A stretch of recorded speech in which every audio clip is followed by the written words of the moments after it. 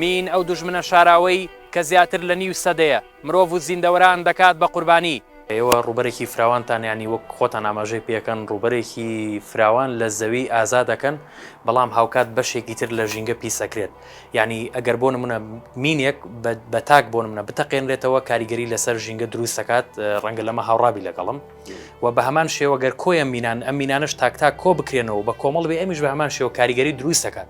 بەڵام ئێوە چیتان کردو بۆی ئەم کاریگەرانە بتوان کەمتر بکەنەوە. جەنابەت باسی سەرچاوی ئەوکە ئێمە زۆر دووری لە سەرچاوی ئەو شوێنی کە تەقینەوەی لێبین زۆر دوورە لە زەوی کشت و کاڵیەوە چکە ئێمە ئەو پارچەیە گەر بڕوا بکوێتە ناو مەسەلەن بۆنەوە پوش و پەڵاشەوە ئاگرکەوتنەوە دروست دەبێت. چەند ناوچە هەیە لە کوردستان کە بە مین چێنراوە؟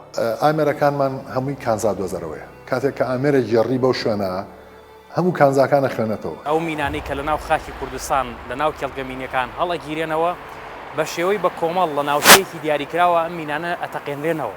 ئەگە بتوان ڕێگەی تریان هەبێ بۆ چارەسەر وەکو پوچەڵکردنەوە بێ یاخود هەر ڕێگەیەکی تر بێ ئەتوان بەکار بێن بە دوور لە تەقینەوەکە یعنی خەزمکردن بە هەرچێک بێ بەس تەقینەوەی تیانە بێت ئەشتوان ئەمە ئەنجام بن ئەوژەکەوێتەوە سەر ئەو تیمەی کە هەڵەسێ بۆمبەکان کۆکات تا چنێک زانیاری هۆشیاریان هەیە لەسەر پێگاتی مینەکان خۆیان کە جۆرەکانیان جیا بکەن و ئەنجە مامەڵیان لەگەڵا بکەن.